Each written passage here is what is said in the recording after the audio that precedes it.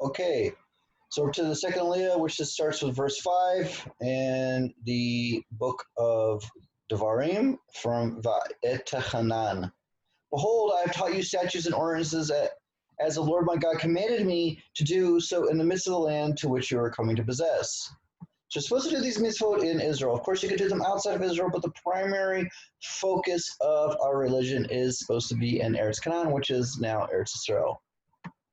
And you shall keep them and do them, for that is your wisdom and your understanding in the eyes of the people who will hear all these statutes and say, only this great nation is a wise and understanding people.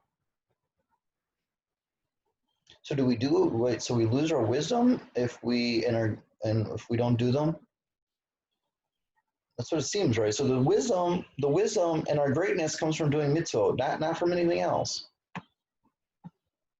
For what great nation is there that God is so near to it, as the Lord our God is at all times that we can call upon Him? So that's a really good question. Like, I mean, other religions say that they have God, right? They all say the same thing that we're saying here. Well, I guess we said it first. I don't know. I mean, but all the religions that existed before the Hebrews, before the Judaism, there was other religions in the world, right? Like, they all thought that their gods were close to them. Everybody thinks that their God's close to them. So what's the chiddush here? Okay. Which great nation is that it has just statutes and ordinances as this entire Torah, which I set before you this day? So, like, not only do we have these laws and the mishpatim and the hokim, but they're a sadek. They're right. They're correct.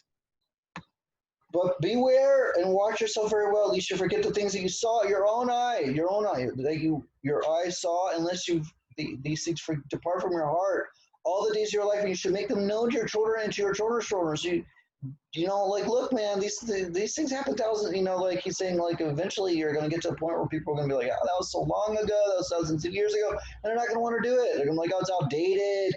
No, you have to teach you have to keep this close to you. You have to like teach yourself, and you have to teach your children and your children's children. The day you stood before the Lord your God at Horeb, when the Lord said to me, assemble the people for me, and I will let them hear my words, as they may learn from me, as they learn to fear me all the days that they live on earth, and that they may teach their children. So why is Sinai given different names? It's called Mount Horeb. What's the chiddush there? What's the teaching? Why does Sinai have multiple names? Okay, so again, we're emphasizing the importance of education. I mean, if one thing you could say about Judaism and Jews, I mean, if you want to say a stereotype about Jews, which okay, is that we're really into education, we're really into teaching. And you approached and you stood at the foot of the mountain, and the mountain burned with fire up to the midst of the heavens, and a darkness and a cloud and opaque darkness. Now, this thing didn't happen in private. Now, this is this essential point of Judaism, is that this main event, the main nation event, national event of receiving these statutes and these ordinances, the hukim and the mishpatim, happen in public. Okay, so this is really, really, really essential to our religion.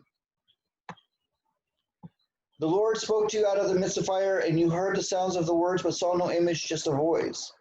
And he told you his covenant, and he commanded you to do the 10 commandments, and he inscribed them on 2 stone tablets. You guys remember that? Remember that happened? It was only 38 years ago, and now I'm going to remind you about it, and then you're going to teach yourself, and you're going to teach your children. And the Lord commanded me at that time to teach you the statutes and ordinances, so that you should do them in the land to which you're crossing to possess. He's like repeating himself, because it's really super important that we have to keep on teaching this and repeating it. It's not just like a one-time thing.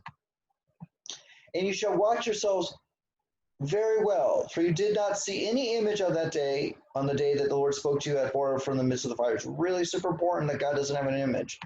Lest you become corrupt and make yourself a graven image, the representation of any form, the likeness of male or female. Now, so there's some people who got to this situation where they're like, oh, because Jews can't do artwork, but how? We can't make artwork, but we know that there's art drawings, and there's drawings, and there's artwork within the religious world. So how can you not? I guess it has to be what is in your mind. You can't say that the thing that you're making is God. So if I'm painting a picture of the stars and the heavens and the moons and the earth, I can't say that those things are God or gods. Okay. You can't make the likeness of any beast that is on the earth, the likeness of any winged birds that flies in the heaven, the likeness of anything that crawls on the ground, the likeness of any fish that is in the waters beneath the earth. So don't make these things. I really think that what God's saying here, I mean, okay, it sounds like it's like super harif, right? Really sharp. Like, don't make anything. Well, how can you not make anything as everything is made by God? So really is meaning, I really believe, this is my personal opinion. Maybe I hope that there's some reformers, some commentators agree with me. I mean, you're allowed to make things, right? We're allowed to make crafts, right? And everything, we have to make things, otherwise we wouldn't have anything. So I think it means that you would like worship these things that you're making, all right? So because you're not allowed to make anything that crawls on earth or anything likeness of fish, or we wouldn't have anything. We wouldn't be able to make anything, because everything resembles something else. We like our imagination, even like our imagination is limited. We can't make things that we've never seen before. Unless you lift up your eyes to the heaven and see the sun, the moon, the stars, all the hosts of heaven, which the Lord your God assigned to all the peoples under the entire heaven, and drawn away to prostrate yourselves before them and worship them. Yeah, see, this is the problem. The problem isn't making the things. The problem is if you worship those things that you made, and you say that those things are God. That seems to be like the sekum of those few prachim. So it's really important. See, sometimes you take a verse out of the Torah. People say, well, you're taking it out of context because you have to read the other verses, and that's really important. But the Lord took you and brought you out of the iron crucible, out of Egypt, to people of His possession, as of this day. And the Lord was angry with me because of you. And Moses, why are you saying that? Okay. And the Lord was angry with me because of you, and He swore that I would not cross the Jordan, and I would not come into the good land that the Lord has given to you as inheritance. Didn't we already say this in previous verses? But of course, Moses is repeating himself. So if there really was J, E, P, and D, like they would like those editors would edit this out because it's so repetitive. Okay, but I've said this in a few other videos. But I will die in this land, and I will not cross the Jordan. You, however, will cross, and you'll possess this good land. And you know how many times He's telling you that the land's good? Beware lest you forget the covenant of the Lord your God, which He made with you, and make for yourselves a graven image like the likeness of anything that which the Lord your God has forbidden you. So He's repeating that again. For the Lord your God is a consuming fire, a zealous God. Woo! And when you beget children and children's children, and you will be long established in the land, and you become corrupt, and make a graven image, the likeness of anything, and do evil in the eyes of the Lord your God, to provoke Him in anger, I will call as witness against you this very day the heavens and the earth, which you will speedily utterly perish from the land to which you cross the Jordan to possess. You will not prolong your days upon it, you will be utterly destroyed. So don't do this. Like, He's giving you a warning that, like, He's kind of like saying it's going to happen. Like, He doesn't say if, He says when. When. It says when you will do this. When you're going to set up idols in your land. Man, God's going to get angry. He's going to kick you out. See, Eretz Yisrael is super sensitive. It's a super sensitive place. Like, we can't be here for worshiping idols.